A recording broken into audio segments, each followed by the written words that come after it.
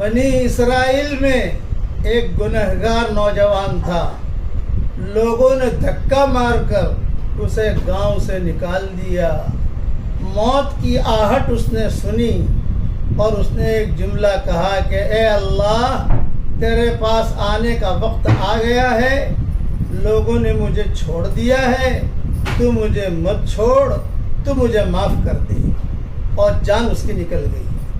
موسیٰ علیہ السلام کو اللہ نے وحی بھیجی، اے موسیٰ، فلاں جگہ پر میرا دوست کا انتقال ہوا ہے، اس کا ایڈریس یہ ہے، تم جا کر جنازے کی نماز پڑھو اور اعلان کرو کہ جو بھی اس کی جنازے کی نماز پڑھے گا اللہ اس کے گناہوں کو معاف کر دے گا.